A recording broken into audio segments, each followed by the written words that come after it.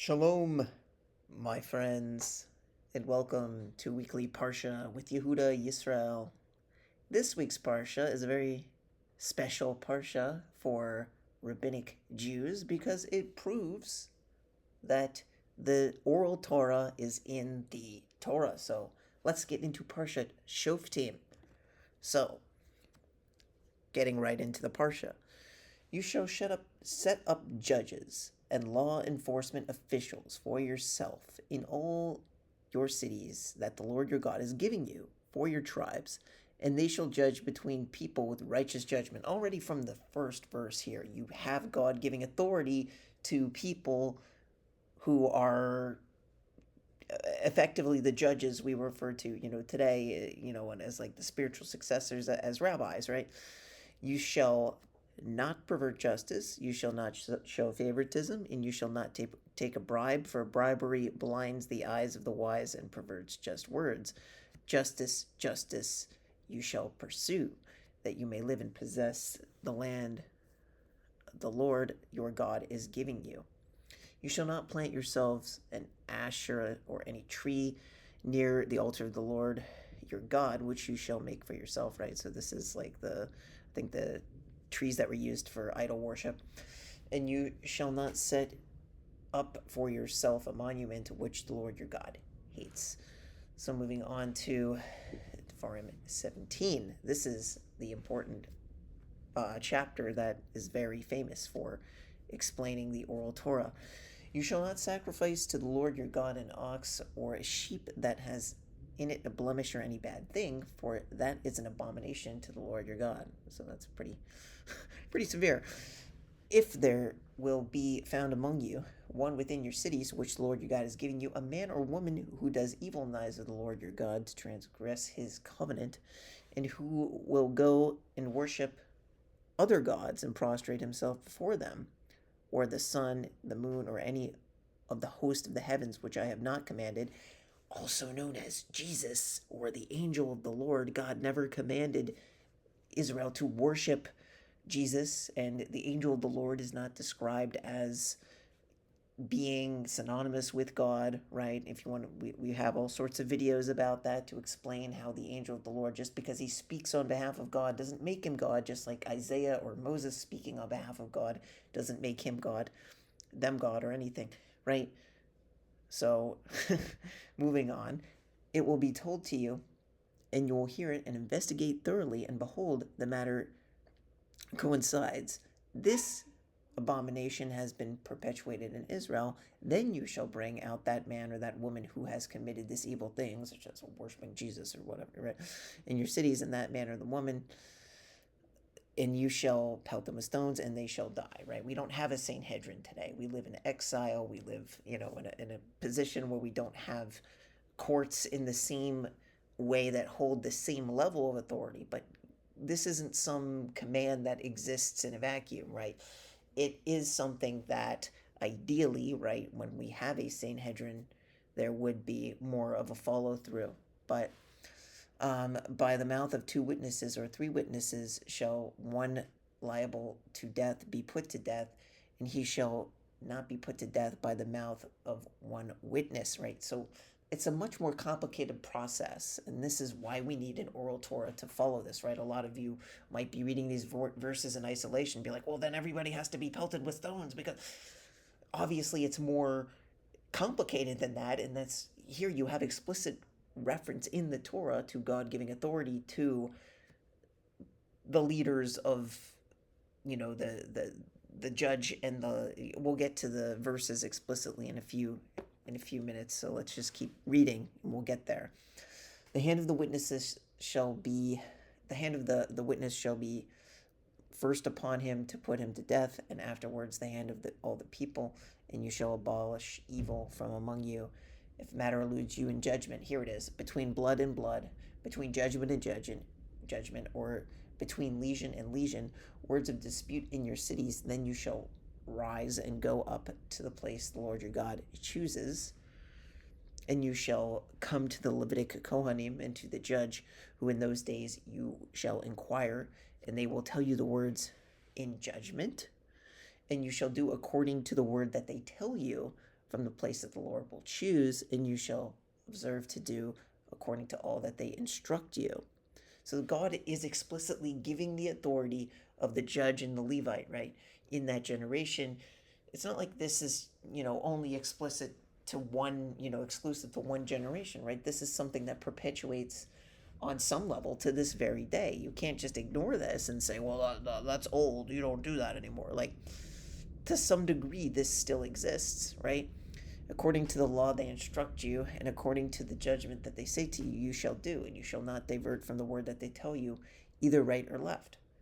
It's implicit in the Torah that this authority, as we refer to it today as rabbinic authority, exists in the Torah, and it has always been.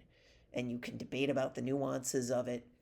Great, but it exists. You cannot deny that there was an oral Torah that was given, and that there is authority given to judges. Shoftim. That's why this Parsha is called Parsha Shoftim. And the man who acts intentionally not obeying the Kohen who stands there to serve the Lord your God, to judge that man, or to the judge, that man shall die, and you shall abolish evil from Israel. And all the people shall listen and fear, and they shall no longer act wantonly. Right.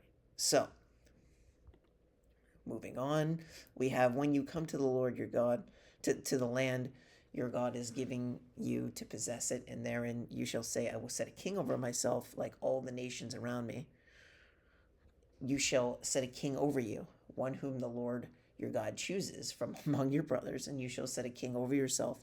You shall not appoint a foreigner over yourself, one who is not your brother.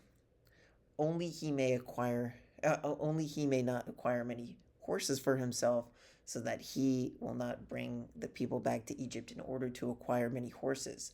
For the Lord said to you, you shall not return that way anymore.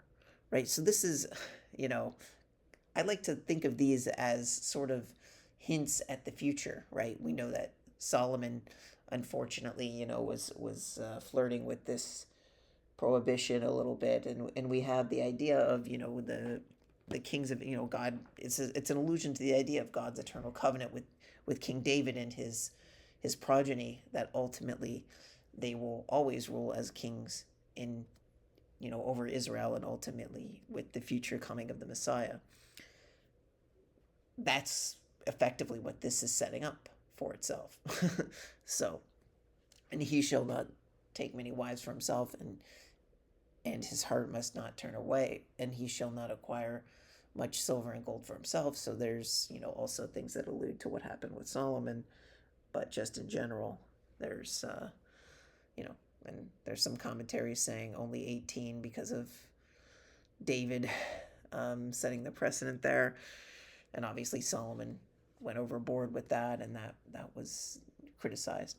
And it will be when he sits upon his royal throne that he shall write for himself 2 copies of this Torah on a scroll from the Torah, which is before the Levitic Kohanim. So this is a law of all kings of Israel, and it shall be with him, and he shall read it all the days of his life, so that he may learn to fear the Lord his God, to keep all the words of his Torah and of this Torah and these statutes, to perform them. So that's a law that kings must do, to write 2 Torah scrolls and to have one with them. Read it all of the days of his life, so that his heart will not be haughty over his brothers, and so that he will not turn away from the commandment either to the right or to the left, in order that he may prolong his days in his kingdom, he and his sons among Israel. So there you go. Here it is, Deuteronomy 18. We have a lot to discuss here. Let's keep going.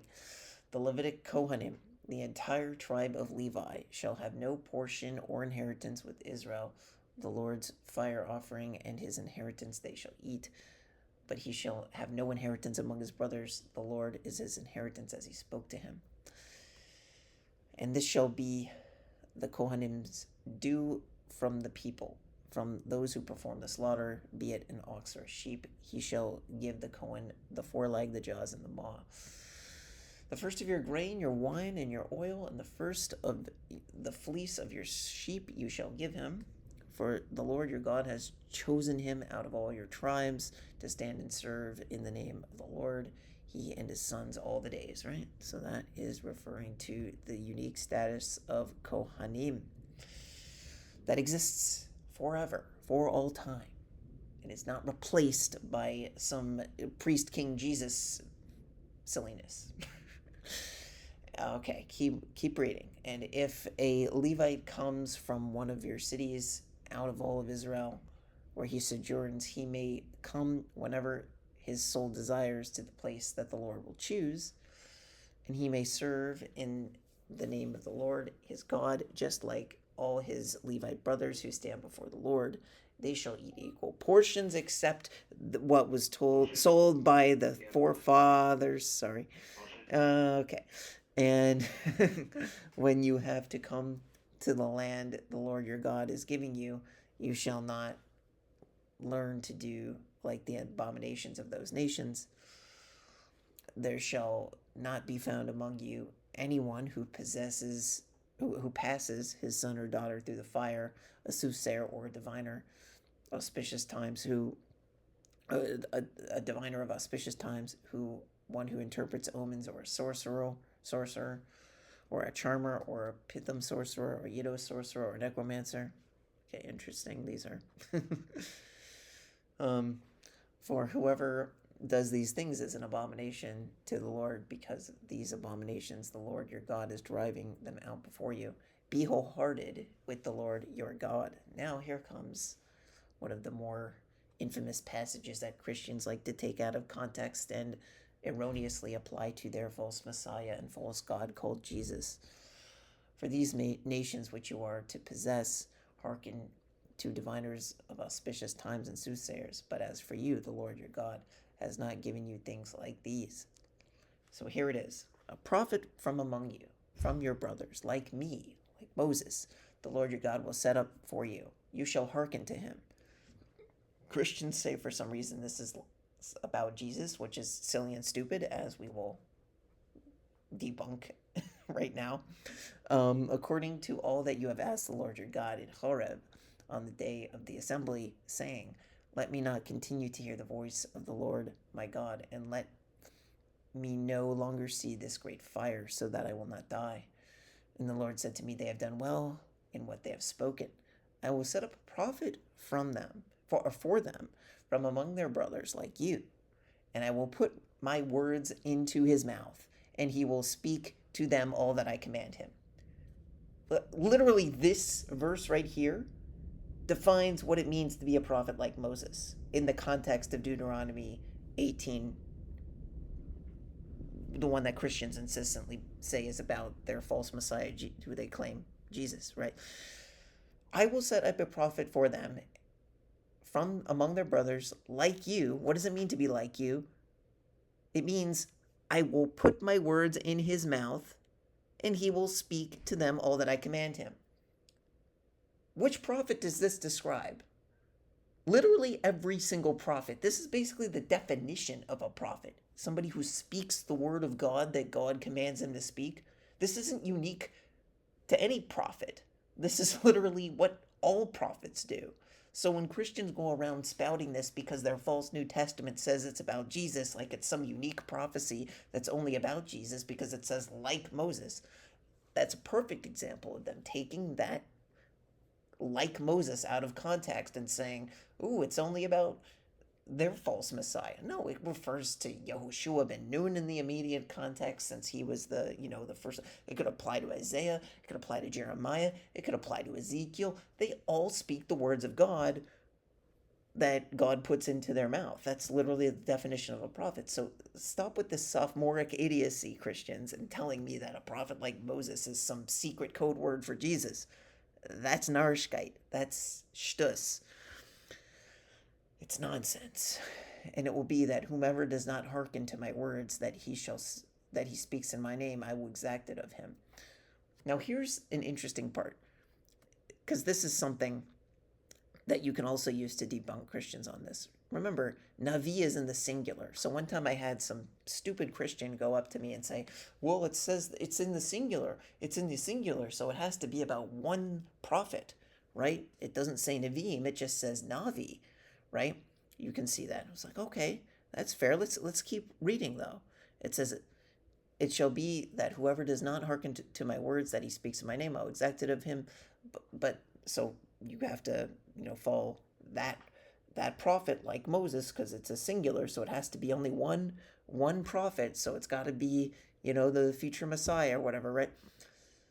Not excluding the future Messiah from that, but their argument is that this is a messianic prophecy only about the Messiah because it has a singular. So let's keep reading. "But the prophet who intentionally speaks a word in my name, which I did not command him to speak," look at this, hanavi, it's also in the singular, right? "Or who speaks in the name of other gods, that prophet shall die." It says one prophet because it's in the singular. Silly Christians who want to tell me that because this is in the singular, that this means it's about the Messiah only. Well, then that means there has been only one false prophet ever in the existence of ever. Because this is in the singular, too, when it speaks about false prophets who speak in the name of other gods, aka, Jesus, who no one worshipped in the Tanach. So he is, by definition, as we have read in previous Parshiot, a false prophet because nobody worshipped Jesus in the Tanakh. He's another God who Israel has not known, according to Deuteronomy chapter 13, right? Same idea. So now, if you say to yourself, how will we know the word of the Lord, the word of the Lord did not speak, right? So if the prophet speaks in the name of the Lord, and the thing does not occur and does not come about, that is the thing the Lord did not speak. The prophet has spoken wantonly, and you shall not be afraid of him. Once again, it uses hanavi in the singular, so according to stupid Christian logic, who wants to say that it doesn't say it in the plural, there must be only one false prophet ever in existence.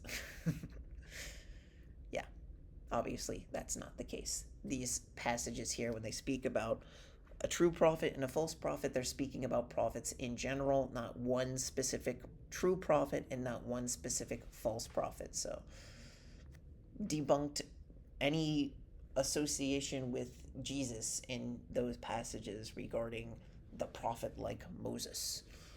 Actually, he does fit the description of the false prophet if you want to, apply that part. Sure, Jesus absolutely fits the false prophet because he did not fulfill the prophecies that he claimed to fulfill regarding, that's why the whole second coming theology is a thing. It's a cope. So anyway, Deuteronomy chapter 19.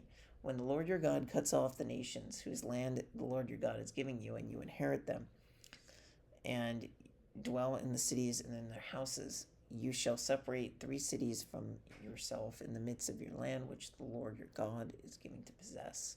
Prepare the road for yourself and divide into 3 parts the boundary of your land, which the Lord your God is giving you as inheritance, and it will be for every killer to flee there. And this is the case of the killer who will flee there, so that he may live. Whoever strikes his fellow to death unintentionally, whom he did not hate in times past, and when the man goes with his fellow into the forest to chop wood, and his hand swings the axe to cut down the tree, and the iron flies off the handle and reaches his fellow, and he dies, and he shall flee to one of these cities and live." Unintentional manslaughter. "Lest the avenger of the blood pursue the killer while his heart is hot, and overtake him, because the way is long, and he strikes him to death, whereas he was not deserving of death, for he had not hated him in times past. Therefore I command you, saying, you shall separate yourself 3 cities.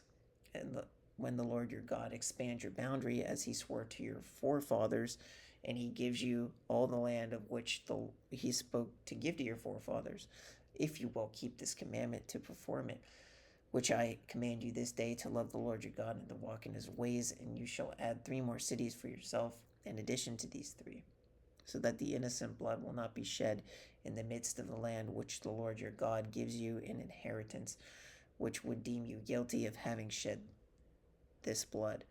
But if a man hates his fellow, lies in wait for him, and rises up against him, and strikes him mortally, and he flees to one of these cities, the elders of this city shall send and take him from there, and deliver him into the hand of the avenger of the blood, that he may die. And you shall not pity him, but you shall abolish the shedding of the blood of the innocent from Israel, and it will be good for you. All right. You shall not pull back your neighbor's landmark, which the earlier ones have set as borders in your inheritance, which you will inherit in the land that the Lord your God gives you to possess. One witness shall not rise up against any person of any iniquity for any sin, regarding any sin that he will sin. By the mouth of 2 witnesses or by the mouth of 3 witnesses shall this matter be confirmed. If a false witness rises up against a man to bear perverted testimony against him, then 2 men between whom the controversy exists shall stand before the Lord, before the Kohanim and the judges who will be in those days. And the judges shall the judges shall inquire thoroughly. And behold, the witness is a false witness. He has testified falsely against his brother. Then you shall do to him as he plotted to do to his brother, and you shall thus abolish the evil from among you. Okay? And those who remain shall listen in fear, and they shall no longer continue to commit any such evil thing from among you. And you shall not have pity, life for life, eye for eye, tooth for tooth, hand for hand, foot for foot, right? So we have a whole explanation. I don't need to go into all the detail of, if you know, you know, this is where another example of why we need an oral tradition to recognize, what's happening here. But, I have plenty of videos explaining that. When you go out for war against your enemies, and you shall see horse and chariot of people more numerous than you, you shall not be afraid of them, for the Lord your God is with you, who brought you out from the land of Egypt. And it shall be when you approach the battle that the Kohen shall come near and speak to the people, and he shall say to them, Hear, O Israel, today you are approaching the battle against your energies, and let your hearts not be faint. You shall not be afraid, and you shall not be alarmed, and you shall not be terrified because of them. For the Lord your God is the one who goes with you to fight for you against your enemies to save you. And the officers shall speak to the people, saying, What man is there who has built a new house and has not yet inaugurated it? Let him go and return to his house, lest he die in the war, and another man inaugurate it. What man is there who has planted a vineyard and has not yet redeemed it? Let him go and return to his house, lest he die in the war, and another man redeem it. And what man is there who has betrothed a woman and has not yet taken her? Let him go and return to his house, lest he die in the war, and let another man take her. Oh, interesting. I wonder if that's the King David loophole with Bathsheba. And the officers shall continue to speak to people and say, What man is there who is fearful and faint-hearted? Let him go and return to his house, that he should not cause the heart of his brothers to melt as his heart. And it shall be that when the officials finish speaking to the people, they shall appoint officers for the legions at the edges of the people. So this is, I guess, conducting wars and that sort of thing. When you approach a city to wage war against it, you shall propose peace to it.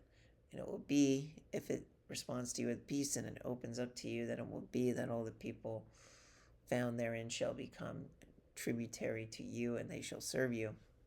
But if it does not make peace with you and it wages war against you, you shall besiege it, and the Lord your God will deliver it into your hands, and you shall strike all of its males with the edge of the sword. However, the women and the children and the livestock and all that is in the city, all its spoils you shall take for yourself, and you shall eat spoils of your enemies, which the Lord your God has given you. Thus you shall do to all the cities that are very far from you, which are not cities of these nations. However, of these people's cities, which the Lord your God gives you as an inheritance, you shall not allow any soul to live. Rather, you shall utterly destroy them, the Hittites, the Amorites, the Canaanites, the Perizzites, the Hivites, and the Jebusites, as the Lord your God has commanded you, so that they should not teach you to act according to all of their abominations that they have done for their gods, whereby you would sin against the Lord your God. When you besiege a city for many days to wage war against it and capture it, you shall not destroy the trees, or destroy its trees by wielding an axe against them. Okay. You may eat from them, but you shall not cut them down. Is the tree of the field a man to go into the siege before you? Let's see what it says here. Perhaps is the tree of the field a man who was going Why should you destroy it? Okay. So don't destroy its trees. Don't what is it? Bal tashchit.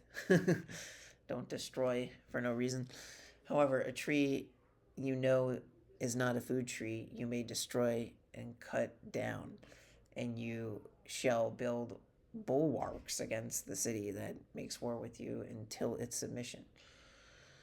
So Deuteronomy 21, if a slain person be found in the land which the Lord your God is giving you to possess lying in a field, and it is not known who slew him, then your elders and judges shall go forth, and they shall measure to the cities around the corpse, and it will be from the city closer to the corpse. The elders of the city shall take a calf which work has never been done and has never drawn a yoke, and the elders of the city shall bring the calf down to a rugged valley which was neither tilled nor sown, and there in the valley they shall decapitate the calf. Oh goodness. And the Kohanim and the sons of Levi shall approach. The Lord your God has chosen to serve him and to bless him in the name of the Lord, and by their mouth shall every controversy and every lesion be judged. The elders of the city who are nearest to the corpse shall wash their hands over the calf that was decapitated in the valley. This is an interesting, right, okay, I see. It's kind of like a sacrifice for, and they shall announce and say, our hands did not shed this blood, nor did our eyes see this crime, right? That they found somebody in the middle of nowhere that was just dead, right?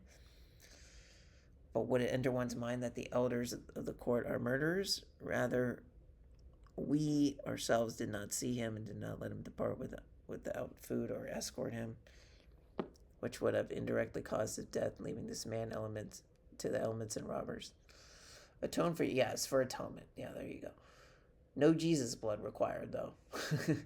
Atone for your people Israel, whom you have redeemed, O Lord, and lay not the guilt of innocent blood among your people Israel, so that the blood shall be atoned for them. Remember, blood sacrifice is one way to atone, but not the only way. And you shall abolish the shedding of innocent blood from among you, for you shall do what is proper in the eyes of the Lord. I hope this video has been a blessing to you all. Shalom Aleichem.